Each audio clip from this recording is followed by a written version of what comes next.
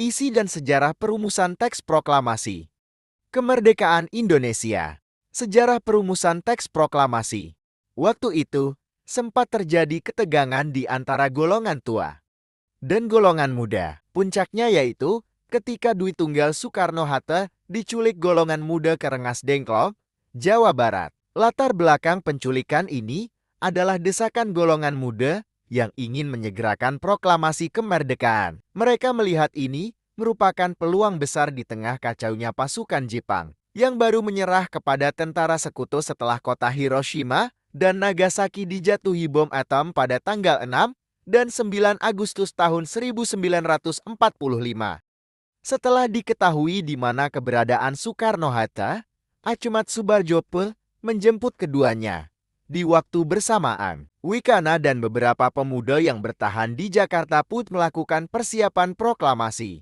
Kediaman Laksamana Tadashi Maeda dipilih sebagai tempat perumusan naskah. Beliau merupakan kepala perwakilan Kaigun Angkatan Laut Kekaisaran Jepang, yang mana kediamannya itu di luar teritori yang dihormati oleh Angkatan Darat Kekaisaran Jepang. Proses penyusunan naskah proklamasi.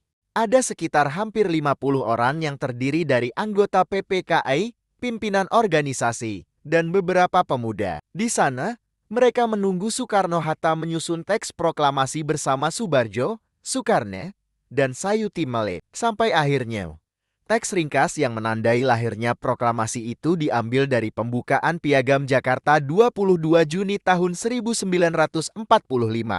Naskah akhirnya selesai diketik, tapi ada perdebatan yang terjadi di sini, yaitu tentang siapa yang akan menandatangani atau mengesahkan naskah tersebut. Soekarno mengusulkan agar naskah ditandatangani anggota PPKI keesokan harinya. Tapi usul itu ditolak tegas oleh para pemuda. Di sisi lain, golongan muda malah mengusulkan agar seluruh yang hadir di sana yang menandatangani. Banyak perdebatan dan diskusi di dalamnya.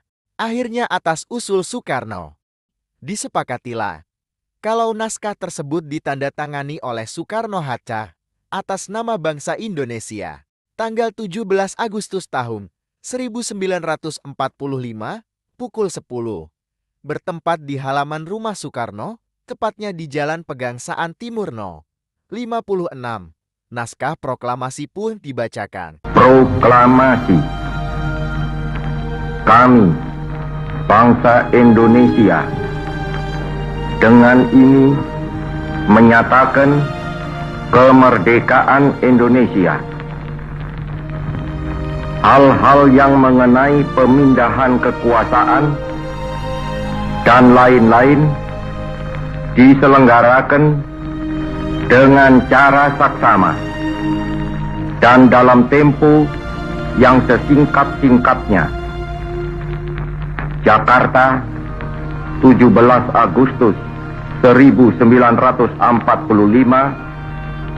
atas nama bangsa Indonesia, Soekarno-Hatta. 3 tokoh yang berperan penting dalam sejarah perumusan serta pembacaan teks proklamasi Indonesia. 1. Irin Soekarno berperan dalam merumuskan dan menulis teks proklamasi. 2. Muhammad Hatta berperan dalam merumuskan paragraf kedua pada teks proklamasi. 3. Ahmad Subarjo berperan dalam merumuskan paragraf pertama dalam teks proklamasi.